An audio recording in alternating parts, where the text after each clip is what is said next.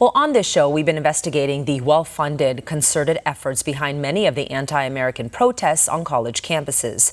As we looked at these violent uprisings actually calling for genocide against Israel, a pattern has emerged. Middle-aged men are organizing them. A couple of weeks ago, we were joined by former terror finance analyst for the U.S. Treasury, Jonathan Schanzer, who laid out what he calls a constellation of extremist groups he's been investigating for more than a decade now. And two groups stand out in particular. American Muslims for Palestine, AMP, which he says funds Students for Justice in Palestine, SJP. Here is Schanzer in November speaking to Congress. AMP has built a network of activists that are tormenting Jewish and pro-Israel students on college campuses nationwide.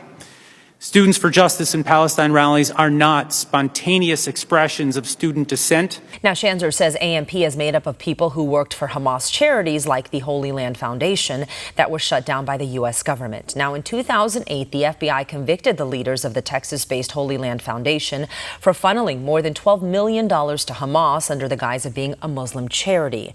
Now, after being shut down, it appears the Holy Land Foundation simply changed its name to American Muslims for Palestine. The same bad actors with ties to terrorism once again disguised as a 501c3. Now, he told us what he told Congress back in November, that the personnel and infrastructure of AMP looks almost exactly like the Hamas charities that were dismantled more than a decade ago. But now, 7 months after laying out these connections for lawmakers, Congress is finally responding. Last week, the House Oversight Committee announced an investigation into the funding behind these protests and AMP in particular. Jonathan Schanzer is currently serving as the Senior Vice President of Research at the Foundation of Defense of Democracies. He joins us live.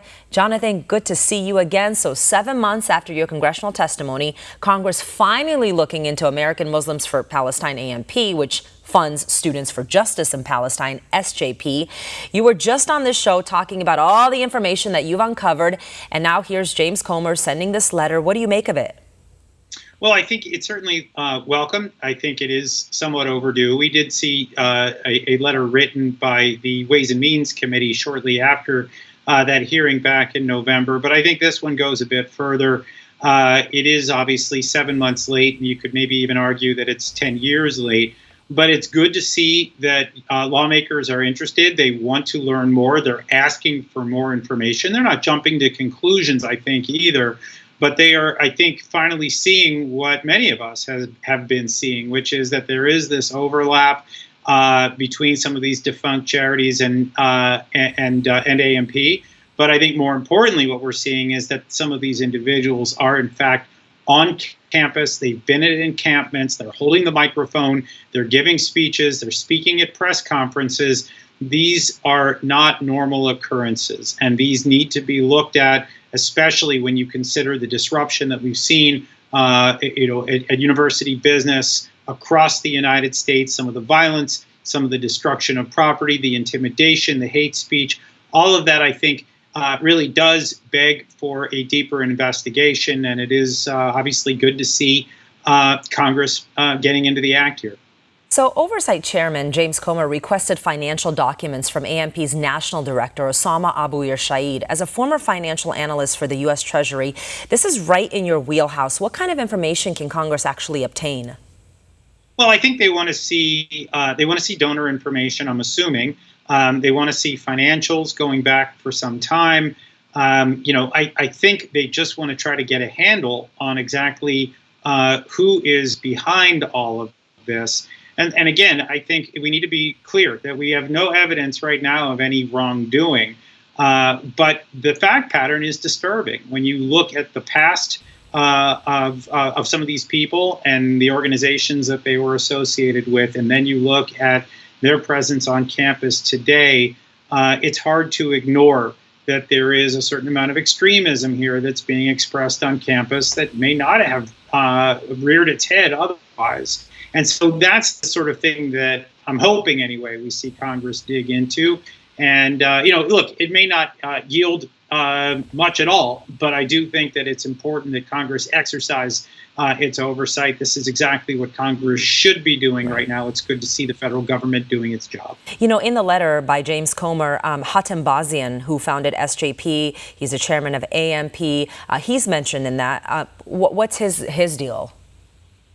Well, you know, we've actually seen Hatem Bazian appear at a bunch of different University of California campuses since the encampments began.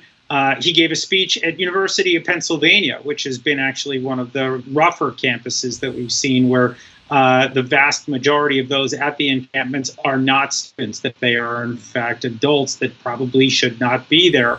So, you know, I think it's good that he's included. You know, we're looking at really the primary two people here, the founder and chairman of the organization and the executive director. That appears to be the focus, at least for right now, of this committee.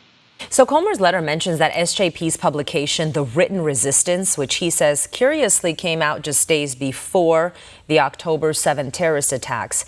Having investigated these extremist groups for more than a decade, you yourself, what is their ultimate goal? Well, I mean, I think what we can say with some certainty is that they've been building out a network of student activists. Now, in recent years, I think they've tried to distance themselves a bit from what we're seeing, for example, on campus right now. But I would also say that, we can see evidence of checks that were being provided to students. In 2016, there was a fundraising email that went out in 2014 indicating that a pretty significant chunk of change was being spent on cultivating these networks. This looks to be something that has been in the works for the better part of a decade. And it now really looks like it's come due, right? We've seen activists really take to campuses and engage in activity that has become deeply troubling, not just to the university administrations, but also to students and regular Americans who just don't want to see this kind of radicalization on their campus. Yeah, well, it's good that Congress is looking into it. I'm sure you'll be following it. We'll be following it as well, and we'll let our viewers know. Jonathan Schanzer, thank you so much for joining us, as always. Thank you. Good to see you.